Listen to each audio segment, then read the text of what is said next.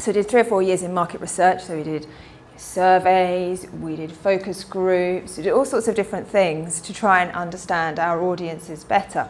Well, one of the difficulties of doing any research, if you've done any research yourself, you'll know that when you ask people in a focus group why do they do what they do or what they do, you don't always get at the truth, because when people are being researched, they know they're being researched, and that kind of has an effect. Or can do. So one method of researching people is actually to observe them. So you might sometimes see that in the supermarket, there will be research going on and they're literally observing people, how they're kind of interacting with the products, how long they're spending looking at the shelves. And that's an attempt to try and actually watch and infer things about an audience rather than just ask them, why do you pick the washing powder that you do? To try and get at the truth. And I think one of the great potentials from social media, things like Twitter, is that it gives you a way to do that kind of research, that observational research, because you can effectively eavesdrop on the conversations that your customers are having about products or just about their life, to gain some useful information that you can perhaps use in terms of your own marketing. So what I'm just going to go through today is a very short case study and just look at how you can use the Twitter platform itself to do some searches that might give you a bit of insight. So it's going to make you hungry, I'm afraid. We're going to talk a lot about ice cream, just simply because this was a freely available case study on the internet that I thought illustrated this example. So we've got an ice cream brand. It didn't say which brand it is on the internet, but we've got an ice cream brand, and they were looking at when people eat ice cream. And the assumption was it's on a hot day. But when they're looking at all of their sales data, all they can see is that people are buying ice cream in their weekly shop, and they don't know kind of when people are eating it, how long that stays in the freezer, that kind of thing. So they actually took their sales data and then they looked on social media for when people were talking about eating ice cream.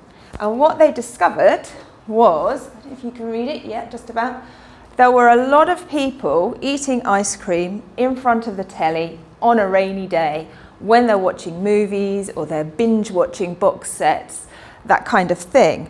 And now they've got a new understanding of actually when people are eating that ice cream, the kind of emotions they're feeling when they're eating that ice cream. That's really useful intelligence that they can use in terms of their marketing, not just on social media, but across their marketing, about ways and they might promote their ice cream.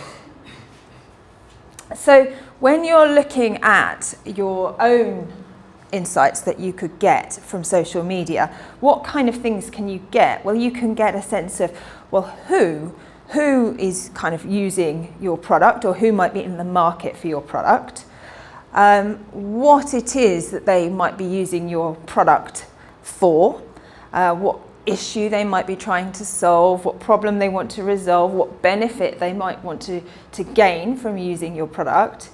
You can find out when. So, when are they eating ice cream? When are they talking about ice cream? When are they talking about the things that relate to what it is that you offer? Why? Why do they kind of want to use that product? How are they using it? So, are they putting it into a bowl and sitting on the couch and pulling a blanket around them and eating it out of that bowl? Are they turning it into a sundae? Are they eating it with a cone? That kind of thing would be very useful to an ice cream brand. And with whom? So is this something that maybe they do on their own? Is it something that they actually do with friends, with kind of business colleagues, with networking groups? And all of this helps you to build up a better picture of how your product and service is used, or what that need is that your audience or customer has.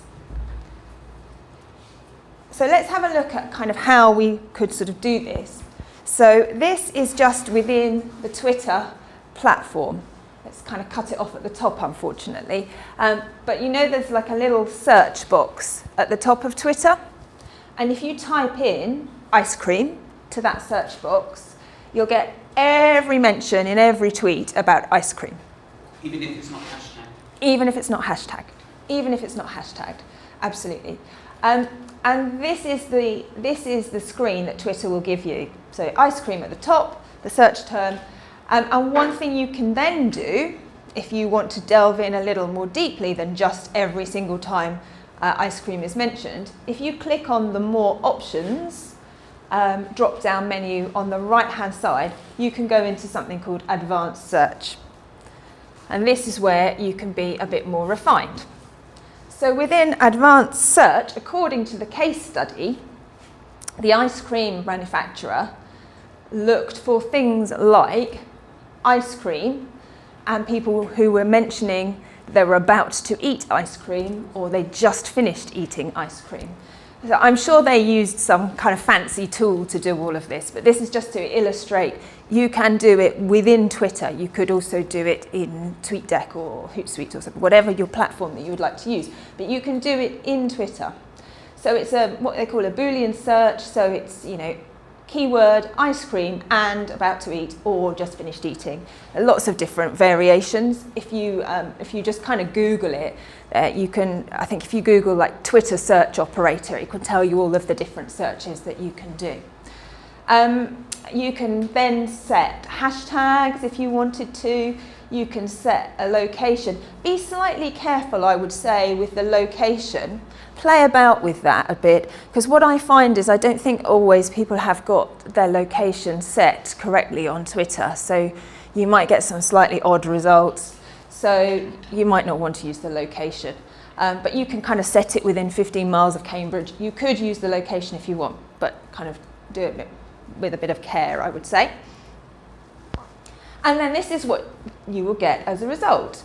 So quite interesting, you see, I don't know, does anyone know who Sean O'Donnell is? Obviously, his tweet was massively popular. I should have looked at who he was.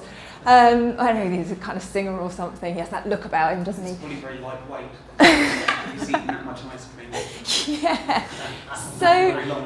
So you start to build a picture, a snapshot of maybe what this manufacturer would have seen. I'm about to eat my weight in ice cream. There's a few messages like that. You know, you get a sense that people kind of binge. Ice cream is something that people kind of binge on. I'm about to eat a tube of ice cream and watch Mean Girls, the film. There's someone else saying, I'm catching up on planet Earth too, plus I'm about to eat my body weight in ice cream. Can he wait, Captain?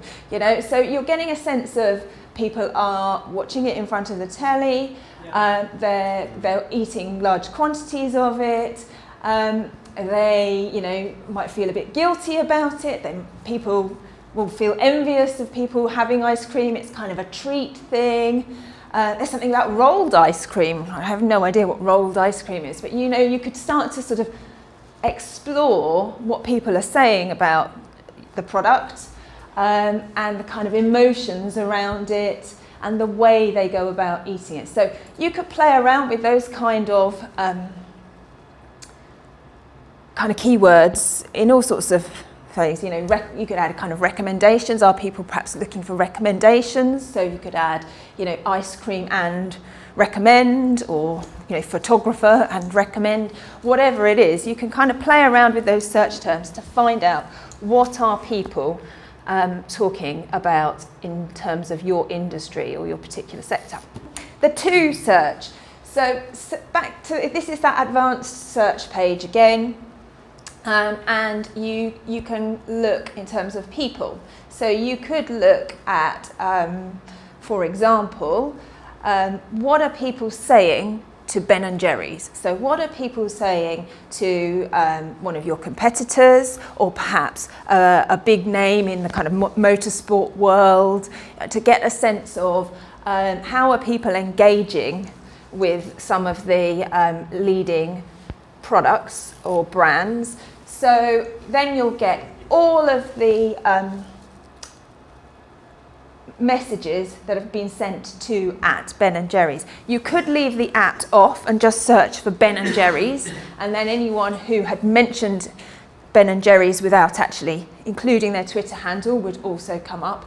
But these are the ways kind of people are engaging with Ben & Jerry's. And the interesting things, just from a kind of 5-minute look at it, as you would expect, there's stuff about new flavours and they're liking this flavour and that kind of thing.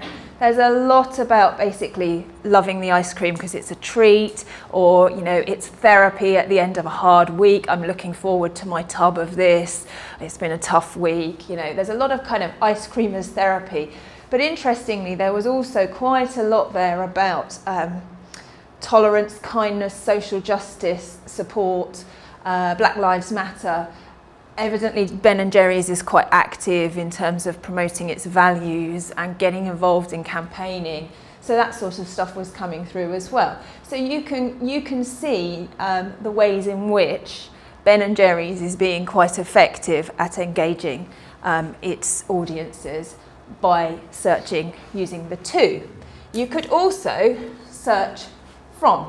So you could see what does Ben & Jerry's, so you could put Ben & Jerry's in and Häagen-Dazs into that search, and you could then just get all of the tweets from those two ice cream companies. So you can do to, you can do from, you can kind of play around with it. And the third and final one, you might want to see what Ben & Jerry's or whoever you're interested in from your own perspective, how are they being effective? Which of their messages are getting most engagement? So what kind of messages are getting the likes, are getting the retweets? What kind of things are people engaging with?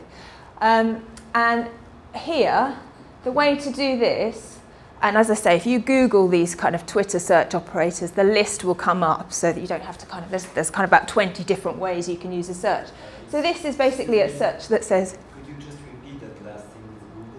so if you Google Twitter search operators, basically that will come up with all of the different types of search terms. It comes up with, in the Twitter support help center, it comes up with all of the different kind of searches that you can do.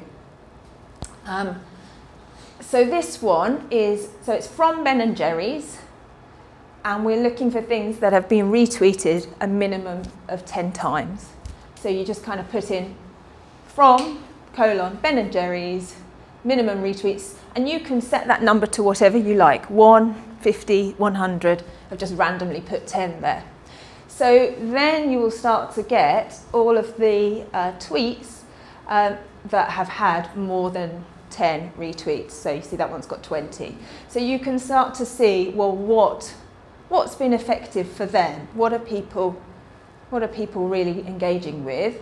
And you can get a sense of, therefore, what people might like to engage with in terms of your own content. So that can give you a bit of a clue as to the kind of content that you might want to create for yourself. So in summary, what can you do with what you learn? I think you can learn about customer needs. So what are the kind of problems that they are sharing and talking about that you could solve? What kind of benefits could you provide? How are you going to make people feel? Because as we know, emotions are very important in any kind of business and marketing. So people are not necessarily always very rational, and tapping into emotions can be quite powerful. You can use it to understand what kind of content you might create that people are going to find interesting and engaging. It's always good to kind of ride on the back of a wave. What's kind of trending? What's newsworthy? Are they all kind of talking about specific things? What kind of language do they use? So you can kind of mirror the way they talk about it. I think, Lenka, you mentioned, maybe people aren't talking about, what was it you said? If people aren't talking about social media marketing, they're using a different term. So understanding the way people talk, the kind of hashtags to use, the kind of language to use can be really good. Also imagery, you can start to see, well, what kind of images are people sharing? What kind of images are the competitors or the market leaders in your area? What kind of images are they sharing? to see which ones are getting most engagement, and you can kind of see what sort of images might work for you. And finally, targeting. So where to place messages, kind of when to target people, who are the influencers. In that ice cream example, we might want to find out who that Sean bloke was who had, 500 likes. Who is he? Probably he's somebody really famous, and I don't know. Not down with the kids enough. But you could look at influencers. So in that ice cream example, you might, if you were the ice cream brand, you might move from having particularly promoted ice cream in the run-up to summer. You might move on from that and you think, well, we might link up with Netflix. So when Netflix are going to release a big series, then there's some kind of tie-up potentially there. Game of Thrones is about to start. Again, doing some push on your ice cream or linking those kind of things together.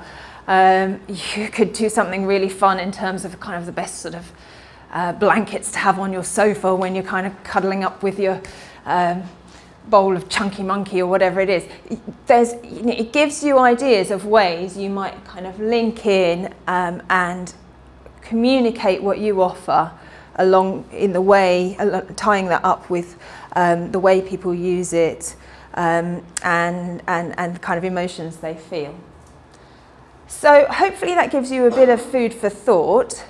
Yes? What do you mean by where to place messages? Yeah, so where to place messages.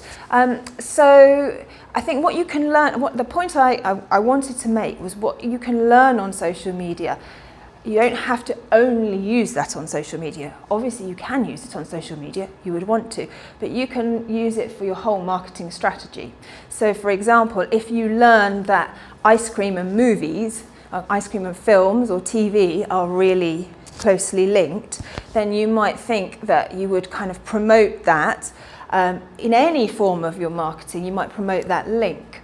So if you were doing some PR, if you're doing some work with the media, if you were doing a direct mail campaign, if you're doing an email campaign, that you can use those messages within that. Or if you were, I'm trying to think of a good example. So if you know there's a link, so you know there's a link between ice cream and movies, you might want to somehow get involved with some sort of a reviewer of movies and kind of link up, and where people go and look at movie reviews, that's maybe where you would promote your ice cream. So it gives you, because you know your audience, you know your customers, for example, are likely to want to eat ice cream when they're watching a film, then if they get a review of a film, then having the promotional messages about the ice cream at the same time, they might think, oh well, I'll watch that film this weekend and I'll get the tub of chocolate ice cream. So I don't think it's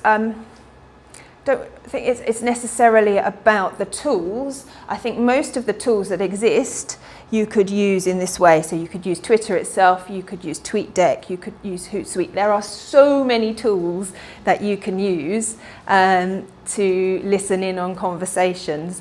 It's about, the main thing to take away from this today is about the attitude to have, that you can use social media for listening, because any of those tools will allow you to listen, but it's kind of why you're listening and what you're going to do with that information that I think is the most important thing to take away.